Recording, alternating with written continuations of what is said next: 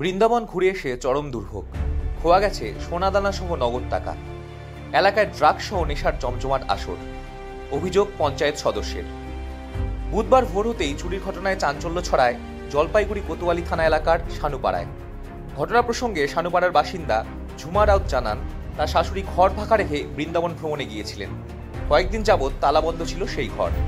আজ 15 দিন পর সেই ঘর খুলে তারা দেখতে পান ঘরের আলমারিতে রাখা স্বর্ণালঙ্কার সহ নগদ টাকা উধাও।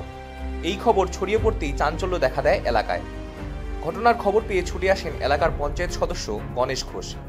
ঘটনার প্রসঙ্গে তিনি অভিযোগ করে বলেন, এলাকায় দীর্ঘ সময় ধরে মদ, গাঁজা, ড্রাগসের রমরমা কারবার চলে আসছে।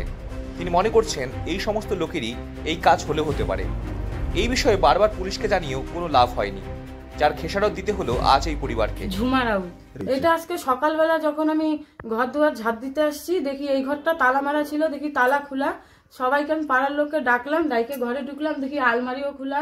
এই আলমারি খোলা, লক টক সব খোলা, যা টাকা পয়সা যা জিনিসপত্র ছিল সব নিয়ে নিছে। আমি তো ওই শেষ মাথা ঘরে ছিলাম। ঘরটা আজকে 15 দিন ধরে তালা মারাই আছে। শাশুড়িরা বৃন্দাবনে গেছে, তালা মারে দিয়ে গেছিল।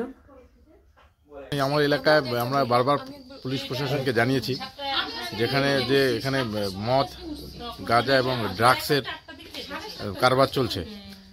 এবার আমরা পুলিশকে জানানোর পরেও এই ড্রাগসের যে কারবারি তারাই হয়তো সম্ভবত এই চুরি চামারিটা হচ্ছে। প্রচুর পরিমাণে বেড়ে গেছে। আমরা পুলিশকে নিয়ে লোক ধরিয়েও দিয়েছি রাত্রেবেলা করে। তারপরেও এখনো পর্যন্ত যে ড্রাগসের কারবার এখনো বন্ধ হয়নি। তাই প্রশাসনকে বলবো এখানে একটু টহল দিতে, যাতে করে এই ড্রাগসের কারবারটা যাতে বন্ধ হয়। আপনারা দেখছেন নর্থ বেঙ্গল সমাচার, উত্তরের বার্তা, সত্যের পথে।